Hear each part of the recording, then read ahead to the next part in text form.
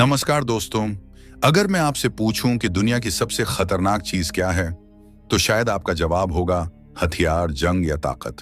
लेकिन सच यह है कि दुनिया की सबसे खतरनाक चीज इंसान का डर और लालच है। और जो इन दोनों को समझ गया, वो सिर्फ इंसानों को नहीं, मार्केट को भी समझ सकता है।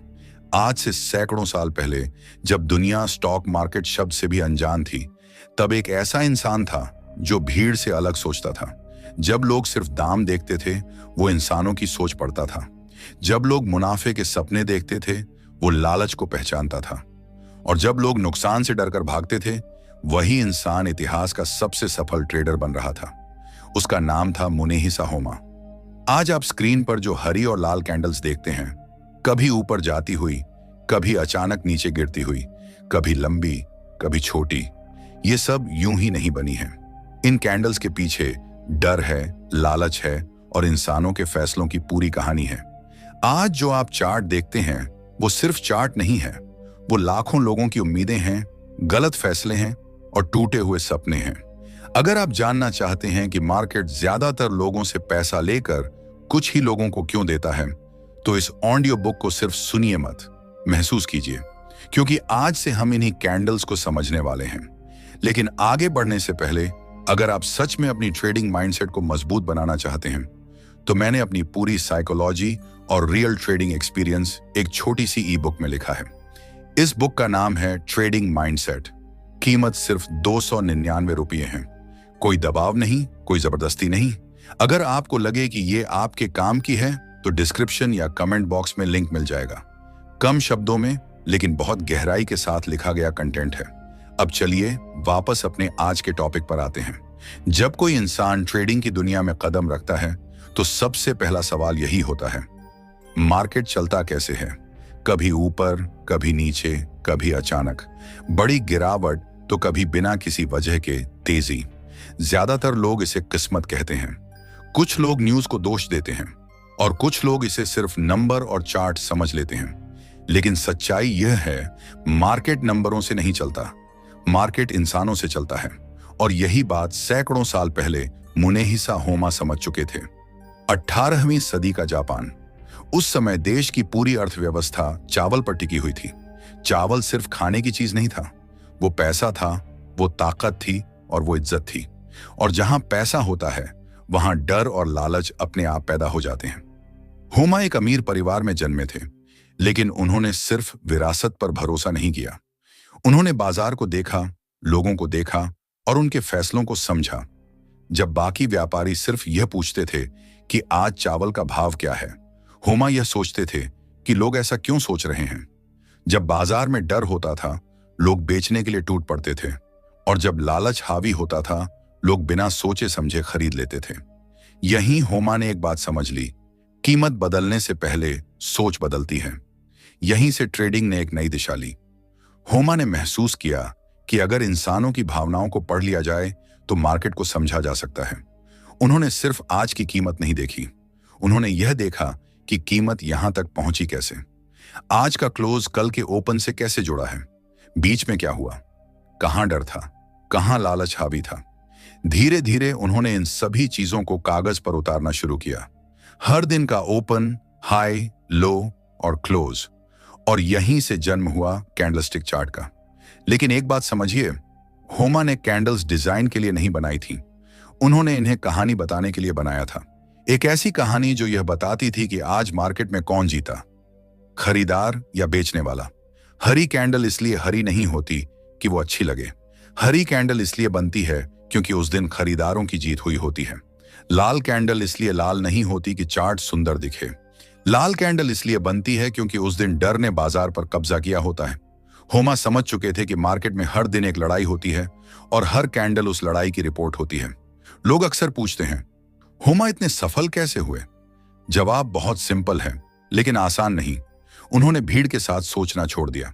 जब सब खरीद रहे होते थे, वो रुक जाते थे। जब सब बेच रहे होते थे, वो शांत रहते थे। उन्होंने समझ लिया था कि सबसे ज्यादा पैसा भीड़ के साथ चलकर नहीं, भीड़ से अलग सोचकर बनता है। कहा जाता है कि उन्होंने लगातार 100 से ज्यादा सफल ट्रेड किए, लेकिन उनकी असली सफलता पैसे में नहीं थी। असली सफलता थी मार्केट को समझने में। होमा जानते थे कि मार्केट किसी को खुश करने के लिए नहीं चलता। मार्केट आपके धैर्य को परखता है, आपके लालच को उकसाता है और आपके डर को बाहर लाता है। और जो इंसान अपने अंदर के डर और लालच को काबू में कर ले, वही मार्केट में टिकता है। आज जब आप चार्ट खोलते हैं और कैंडल्स देखते हैं, तो आप असल में इंसानों की सोच देख रहे होते हैं।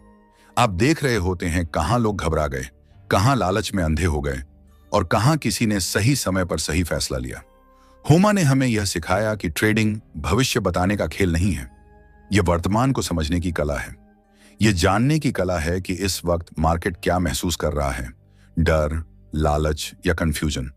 और यही वजह है कि इतनी टेक्नोलॉजी के बाद भी कैंडलस्टिक चार्ट आज भी जिंदा है, क्योंकि इंसान नहीं बदला, डर नहीं बदला, लालच नहीं बदला, बस स्क्रीन बदल गई है।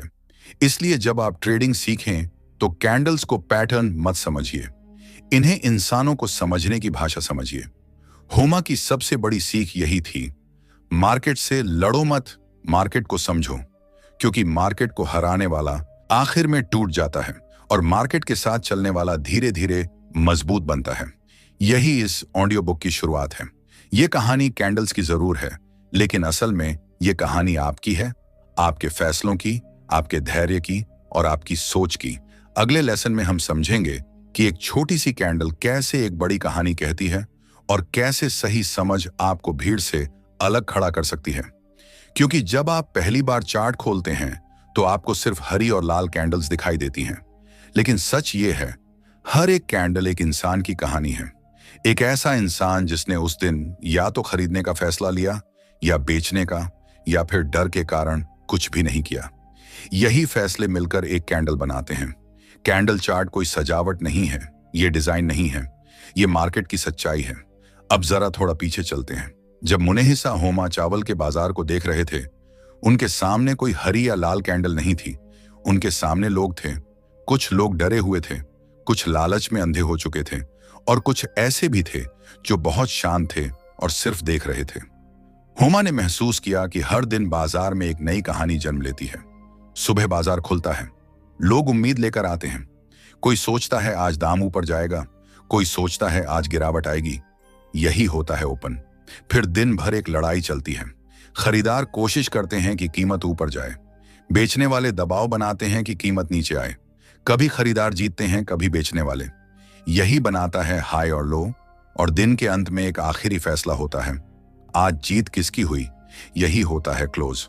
अब जब आप इन चारों चीजों को एक साथ देखते हैं तो बनती है एक कैंडल। अब इस बात को ध्यान से समझिए, अगर कैंडल हरी है तो इसका मतलब ये नहीं कि मार्केट बहुत अच्छा है। इसका मतलब बस इतना है कि उस दिन खरीदार बेचने वालों से ज्यादा मजबूत थे। और अगर कैंडल लाल है तो इसका मतलब ये नहीं कि सब कुछ खराब हो गया। इसका मतलब ये है कि उस दिन डर लालच से बड़ा था। और अगर कैंडल छोटी है तो इसका मतलब है कि मार्केट कंफ्यूज था, लोग सोच में थे, कोई साफ फैसला नहीं ले पा रहा था। इसीलिए कैंडलस्टिक भविष्य नहीं बताती, कैंडलस्टिक वर्तमान की सच्चाई दिखाती है। लेकिन यही 90% लोग गलती कर बैठते हैं। वो एक ही कैंडल देखकर तुरंत फैसला ले लेते हैं, खरीद लो, बेच दो या भागो। जबकि सच्चाई ये है कि एक कैंडल अकेली कुछ नहीं कहती। कैंडल तब बोलती है जब आप उसे उसके पहले और बाद की कहानी से जोड़ते हैं। ठीक वैसे ही जैसे आप किसी इंसान को एक दिन में नहीं समझ सकते, आपको देखना पड़ता है वो पहले कैसा था, आज क्या कर रहा है और आगे क्या सोच रहा है। होमा यही करते थे। वो सिर्फ आज की कीमत नहीं देखते थे, वो यह समझते थे कि डर बढ़ रहा है या लालच। वो यह देखते थे कि भीड़ कितनी जल्दी फैसला ले रही है। और होमा जानते थे, जहां भीड़ जल्दी में होती है वहीं सबसे बड़ी गलती होती है। इसीलिए कुछ कैंडल्स बहुत लंबी होती हैं, क्योंकि उस दिन लोगों ने बिना सोचे समझे फैसले लिए होते हैं। और कुछ कैंडल्स बहुत छोटी होती हैं, क्योंकि उस दिन मार्केट रुका हुआ होता है, डरा हुआ होता है, सोच में होता है। अब जरा खुद से एक सवाल पूछिए, जब आप ट्रेड करते हैं तो क्या आप कैंडल को देखते हैं या अपने अंदर के डर और लालच को? ज्यादातर लोग कैंडल को दोष देते हैं, चार्ट गलत है, मार्केट खराब है, किस्मत साथ नहीं थी। लेकिन होमा जानते थे, मार्केट कभी गलत नहीं होता, गलत हमारी सोच होती है। कैंडल आपको कुछ करने के लिए मजबूर नहीं करती, कैंडल सिर्फ सच्चाई दिखाती है। आप क्या करेंगे, ये फैसला आपका होता है।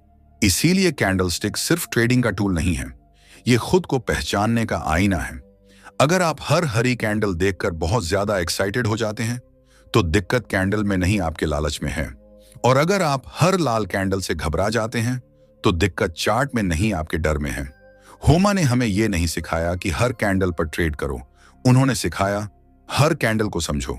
क्योंकि जो इंसान समझने की जगह भागता है वो मार्केट में ज्यादा दिन नहीं टिकता, और जो इंसान रुककर सोचता है, कैंडल को पढ़ता है और खुद को कंट्रोल करता है, वही आगे बढ़ता है। आज जब आप स्क्रीन पर एक छोटी सी कैंडल देखते हैं तो याद रखिए, वो छोटी नहीं है।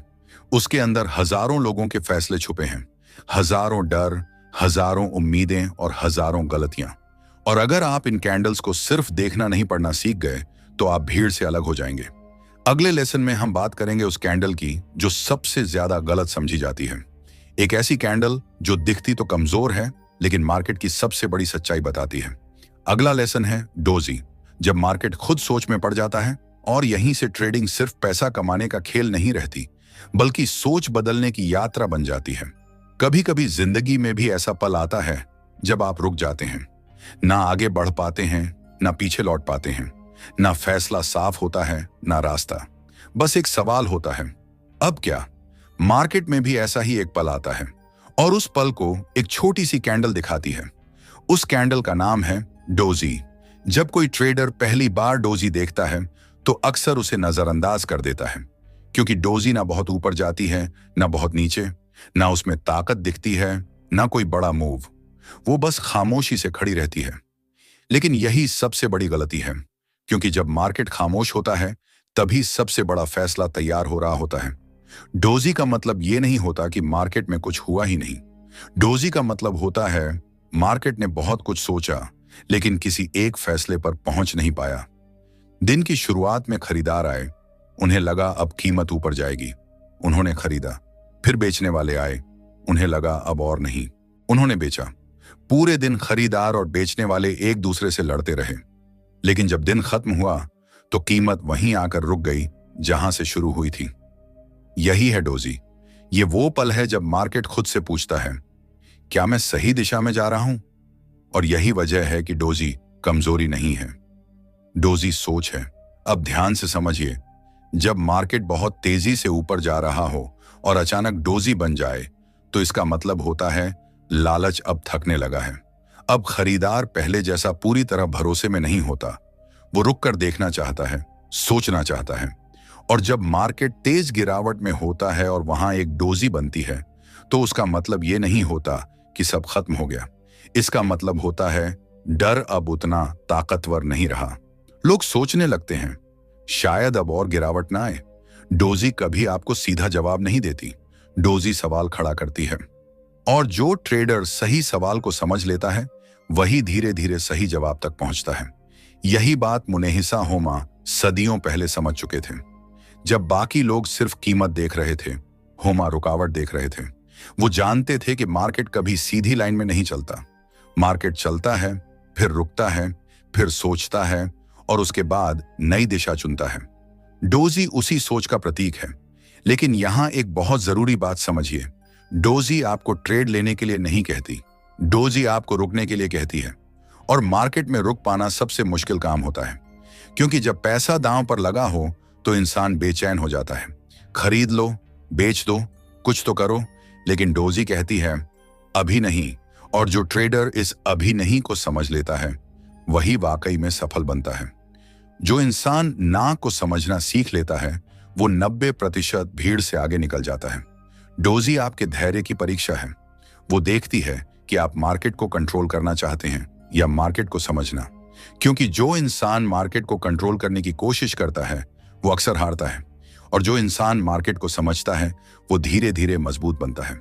अब जरा अपने ट्रेडिंग सफर के बारे में सोचिए। कितनी बार ऐसा हुआ है कि आपने कंफ्यूजन में ट्रेड लिया? ना पूरा भरोसा था, ना पूरा डर, बस इतना लगा शायद चल जाएगा, और ज्यादातर बार वही ट्रेड गलत साबित हुआ। डोजी उसी शायद को दिखाती है, वो आपको आईना दिखाती है। अगर आप डोजी देखकर बेचैन हो जाते हैं तो समस्या चार्ट में नहीं, आपके अंदर है। और अगर आप डोजी देखकर रुक सकते हैं तो आप सिर्फ ट्रेडर नहीं, सोचने वाले इंसान बन रहे हैं। होमा जानते थे सबसे खतरनाक ट्रेड वो नहीं होता जो नुकसान में चला जाए। सबसे खतरनाक ट्रेड वो होता है जो कंफ्यूजन में लिया जाए, और डोजी कंफ्यूजन का सबसे साफ संकेत है। लेकिन एक बात याद रखिए, डोजी अकेली कुछ नहीं करती। डोजी को हमेशा उसके आसपास की कहानी के साथ पढ़ा जाता है। वो बताती है कि ट्रेंड थक रहा है या कुछ नया बनने वाला है। इसीलिए प्रोफेशनल ट्रेडर डोजी को सबसे ज्यादा सम्मान देते हैं, क्योंकि उन्हें पता है जहां मार्केट रुकता है वहीं से अगली बड़ी चाल जन्म लेती है। अगर आज आप डोजी को सिर्फ एक छोटी कैंडल समझते हैं तो आप आधी कहानी देख रहे हैं। लेकिन जिस दिन आप डोजी को मार्केट की सोच समझने लगेंगे, उस दिन आपका ट्रेडिंग तरीका बदल जाएगा। आप जल्दी में नहीं रहेंगे, आप हर मूव पर नहीं कूदेंगे, आप इंतजार करना सीखेंगे। और ट्रेडिंग में इंतजार सबसे बड़ा हथियार है, क्योंकि मार्केट रोज मौके देता है लेकिन सही मौके बहुत कम देता है, और डोजी अक्सर उन्हीं सही मौकों से पहले दिखाई देती है।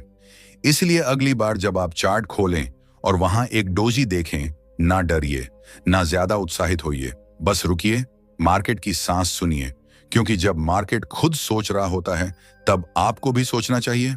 अगले लेसन में हम उस कैंडल की बात करेंगे जो अक्सर डोजी के बाद आती है, एक ऐसी कैंडल जो बताती है अब फैसला हो चुका है। अगला लेसन है हैमर और हैंगिंग मैन, जब डर आखिरी बार पूरी ताकत से वार करता है। और यहीं से कैंडल्स सिर्फ चार्ट नहीं रहती, बल्कि मार्केट की भाषा बन जाती है। मार्केट कभी अचानक नहीं पलटता, वो पहले डराता है, फिर परखता है, और उसके बाद अपना असली फैसला दिखाता है। और इस पूरी प्रक्रिया में एक कैंडल ऐसी होती है जिसे सबसे ज्यादा गलत समझा जाता है। कभी लोग उसे ताकत की निशानी मान लेते हैं, कभी कमजोरी की। लेकिन सच्चाई ये है, वो कैंडल ना ताकत दिखाती है ना कमजोरी, वो दिखाती है डर की आखिरी कोशिश। उस कैंडल का नाम है हैमर और उसी का दूसरा चेहरा है हैंगिंग मैन। दोनों देखने में लगभग एक जैसे होते हैं, छोटा सा शरीर, नीचे लंबी छाया और ऊपर बहुत कम या बिल्कुल नहीं। लेकिन उनकी कहानी पूरी तरह अलग होती है। और अगर आपने इन दोनों की कहानी नहीं समझी तो आप मार्केट की सबसे बड़ी चाल मिस कर देंगे। पहले हैमर को समझते हैं। सोचिए, मार्केट लगातार नीचे गिर रहा है, हर दिन लाल कैंडल, हर दिन नुकसान, हर दिन डर। लोग थक चुके हैं, उम्मीद लगभग खत्म हो चुकी है। हर किसी के दिमाग में एक ही बात है, अब तो और गिरेगा। और तभी एक दिन मार्केट नीचे खुलता है, डर और गहरा हो जाता है। लोग बेचने लगते हैं, स्टॉप लॉस टूटते हैं, घबराहट फैल जाती है। लेकिन उसी दिन कुछ अलग होता है। कुछ लोग जो भीड़ से अलग सोचते हैं, खरीदना शुरू करते हैं।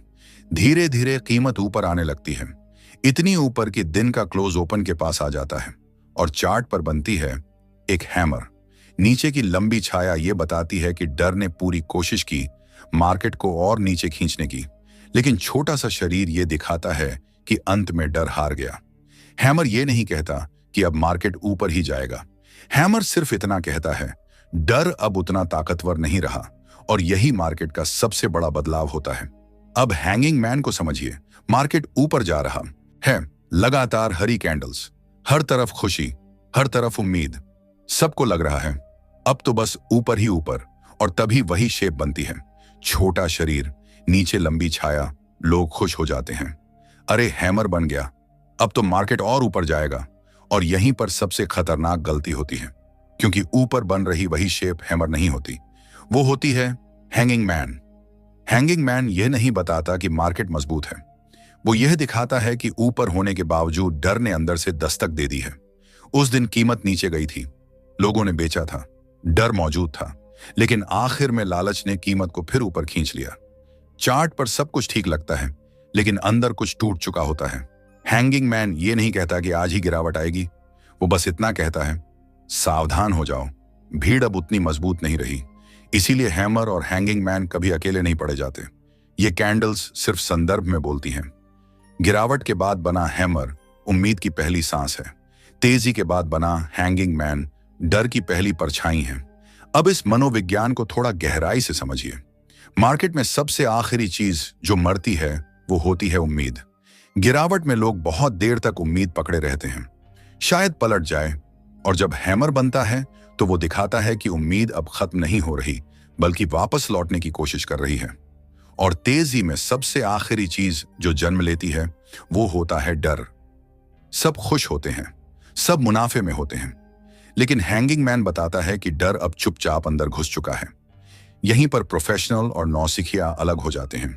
नौसिखिया सिर्फ शेप देखता है, प्रोफेशनल पूरी कहानी पढ़ता है। यही बात मुनेहिसा होमा सदियों पहले समझ चुके थे। वो कैंडल की लंबाई नहीं, उसके पीछे की सोच देखते थे। वो जानते थे मार्केट में हर बड़ी चाल से पहले एक संकेत आता है, लेकिन वो संकेत उसी को दिखता है जो रुक कर देखना जानता है। हैमर आपको जल्दी खरीदने को नहीं कहता, हैंगिंग मैन आपको तुरंत बेचने को नहीं कहता। दोनों आपको सोचने को कहते हैं, और जो इंसान सोचता है वही मार्केट में लंबे समय तक टिकता है। अब खुद से एक ईमानदार सवाल पूछिए, कितनी बार आपने गिरावट में डर के कारण गलत जगह बेच दिया, और कितनी बार आपने तेजी में लालच के कारण गलत जगह खरीदा। हैमर और हैंगिंग मैन उन्हीं गलतियों का आईना है। ये कैंडल्स आपको यह नहीं बताती कि मार्केट क्या करेगा, ये आपको बताती हैं कि भीड़ क्या सोच रही है। और जिस दिन आप भीड़ की सोच समझ लेते हैं, उस दिन आप भीड़ का हिस्सा नहीं रहते, आप उससे बाहर खड़े हो जाते हैं। यही ट्रेडिंग की असली ताकत है। चार्ट पढ़ना आसान है, खुद को पढ़ना मुश्किल। लेकिन हैमर और हैंगिंग मैन आपको खुद को पढ़ना सिखाते हैं, क्योंकि ये कैंडल्स तभी बनती हैं जब इंसान अंदर से हिल रहा होता है। डर और लालच आपस में लड़ रहे होते हैं, और जो इंसान इस लड़ाई को समझ लेता है वो मार्केट की भाषा समझ लेता है। इसलिए अगली बार जब आप चार्ट खोलें और वहां हैमर या हैंगिंग मैन देखें, जल्दी मत कीजिए, ना खरीदिए ना बेचिए। बस एक सवाल पूछिए, ये कैंडल डर के बाद बनी है या लालच के बाद? यही एक सवाल आपको 90% गलत ट्रेड से बचा सकता है। अगले लेसन में हम उस पैटर्न की बात करेंगे जो पूरी कहानी एक ही झटके में बदल देता है। एक ऐसी कैंडल जो साफ कह देती है अब कंट्रोल बदल चुका है। अगला लेसन है इनगल्फिंग पैटर्न, जब एक दिन सब कुछ निकल जाता है और यहीं से कैंडल्स सिर्फ संकेत नहीं बल्कि फैसला बन जाती हैं। मार्केट में हर दिन एक जैसा नहीं होता, कुछ दिन सिर्फ शोर होते हैं, कुछ दिन सिर्फ भ्रम, लेकिन कभी कभी एक ऐसा दिन आता है जो कई दिनों की कहानी एक झटके में बदल देता है। चार्ट पर वो दिन बहुत साफ दिखता है, एक कैंडल जो पिछली कैंडल को पूरी तरह ढक लेती है। इसे कहते हैं एनगल्फिंग।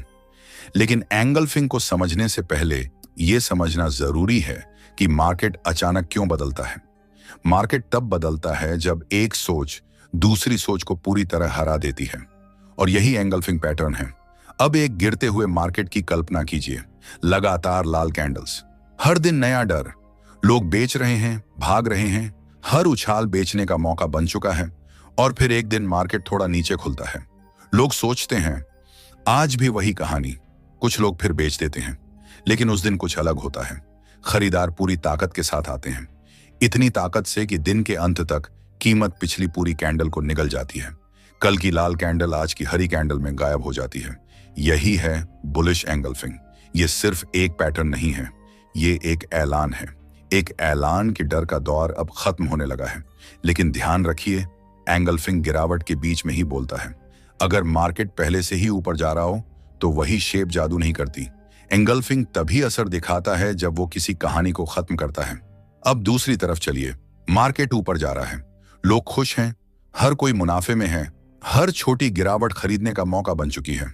और फिर एक दिन मार्केट थोड़ा ऊपर खुलता है, लोग और खुश हो जाते हैं, लेकिन उसी दिन बेचने वाले पूरी ताकत से आते हैं, इतनी ताकत से कि कीमत नीचे गिरते गिरते पिछली हरी कैंडल को पूरी तरह ढक लेती है। यही है बेरिश एंगल्फिंग।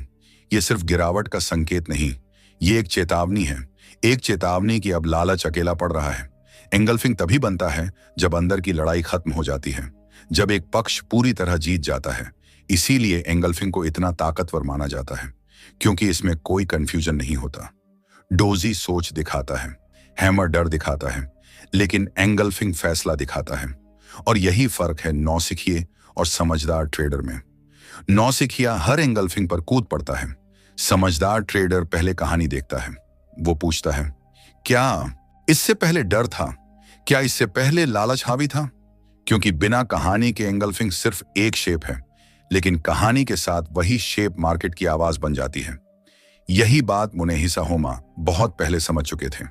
उन्होंने कभी सिर्फ एक दिन पर भरोसा नहीं किया, लेकिन जब उन्होंने देखा कि एक दिन पूरी सोच बदल रहा है तो उन्होंने उसे हल्के में नहीं लिया।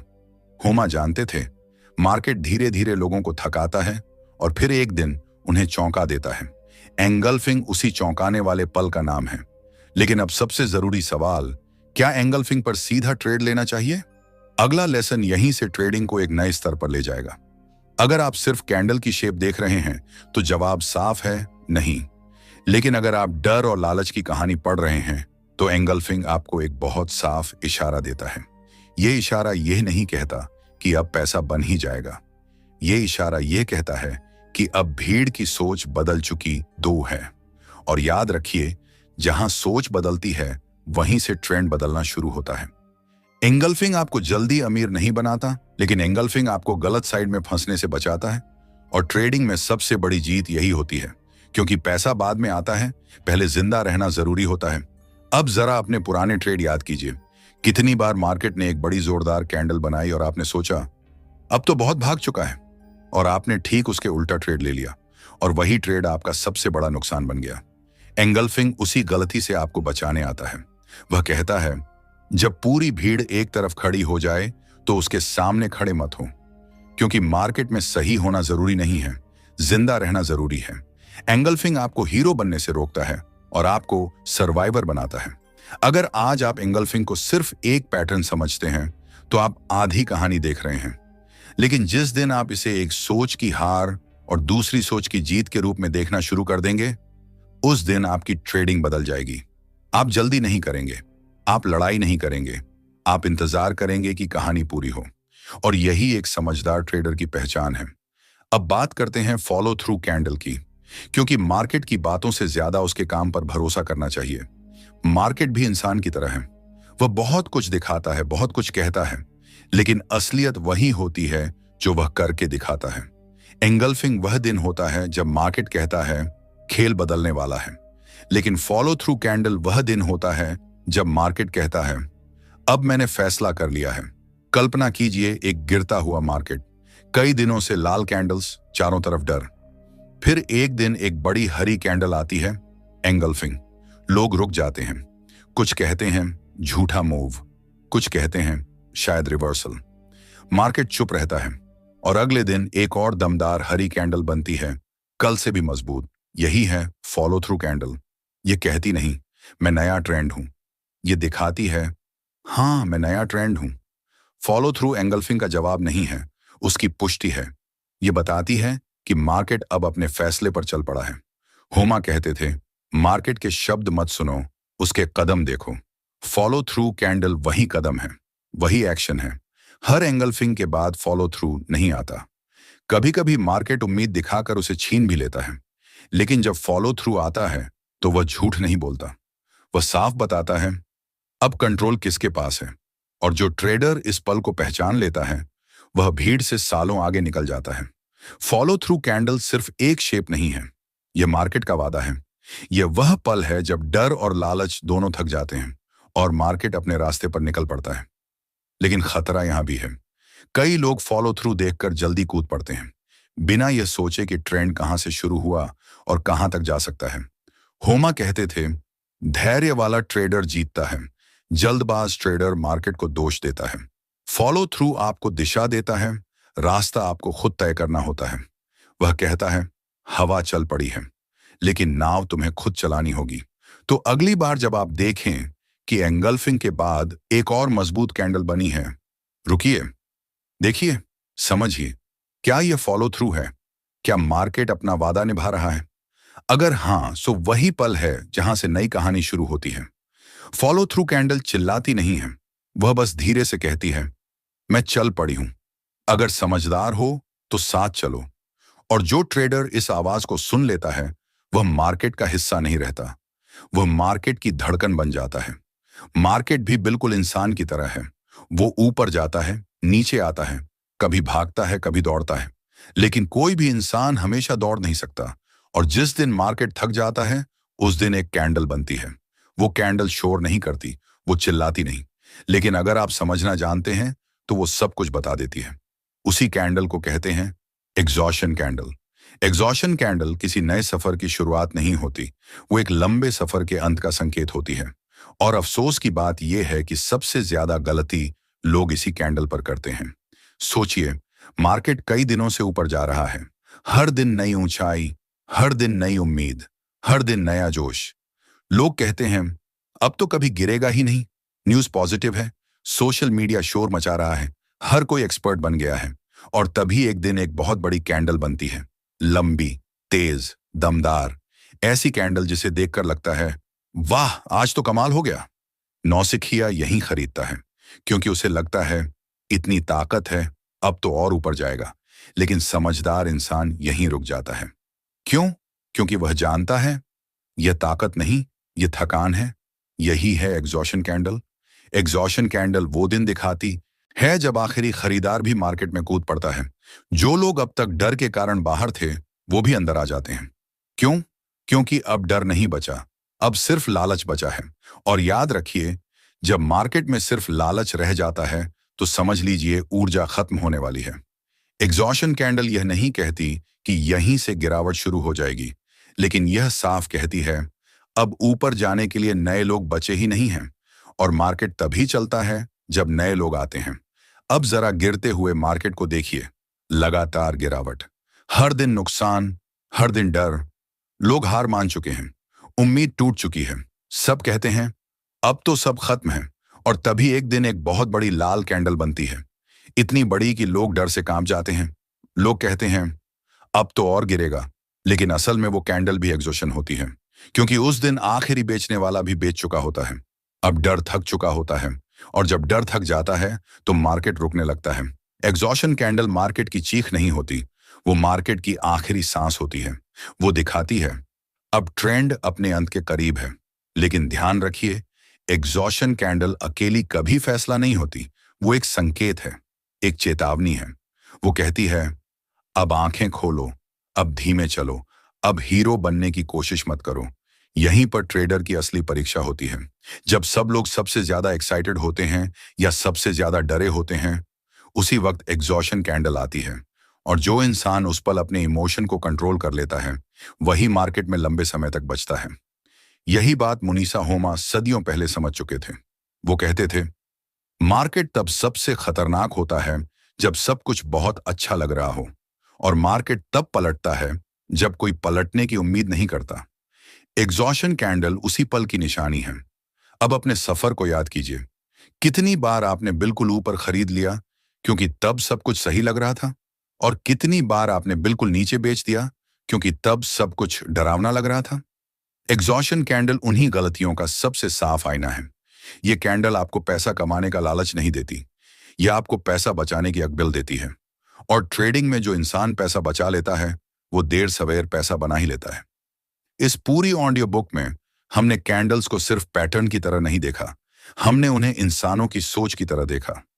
डोजी ने हमें सोचना सिखाया, हैमर ने हमें डर समझना सिखाया, एंगल्फिंग ने हमें फैसला पहचानना सिखाया, फॉलो थ्रू ने हमें कंफर्मेशन समझाई, और एग्जॉशन कैंडल हमें सिखाती है कब रुकना है। और यही सबसे बड़ी कला है। मार्केट में हर कोई चलना चाहता है, लेकिन बहुत कम लोग जानते हैं कि कब रुकना है। और जो इंसान सही समय पर रुकना सीख जाता है वो कभी मार्केट से बाहर नहीं होता। आज अगर आपने इस ऑडियो बुक को यहां तक सुना है तो आपने सिर्फ ट्रेडिंग नहीं सीखी, आपने सोचना सीखा है। आपने सीखा है कि कैंडल चार्ट पर नहीं, आपके दिमाग में बनती है। और जिस दिन आप अपने अंदर के डर और लालच को पढ़ना सीख गए, उस दिन कोई भी मार्केट आपको तोड़ नहीं पाएगा। यह अंत नहीं है, यह शुरुआत है एक ऐसे सफर की जहां आप मार्केट के पीछे नहीं, मार्केट के साथ चलते हैं। और यही एक सच्चे ट्रेडर की पहचान है। अगर फाइनेंस विद डायनेश की यह ऑडियो बुक आपको सिर्फ ट्रेडिंग नहीं सोचने का नया तरीका दे पाई है तो वीडियो को लाइक कीजिए। ऐसी ही गहराई वाली कहानियों के लिए चैनल को सब्सक्राइब कीजिए, और कमेंट में लिखिए कौन सी कैंडल ने आपको सबसे ज्यादा सोचने पर मजबूर किया। इसे उन लोगों के साथ शेयर कीजिए जो मार्केट में हैं लेकिन अभी तक खुद को नहीं समझ पाए हैं।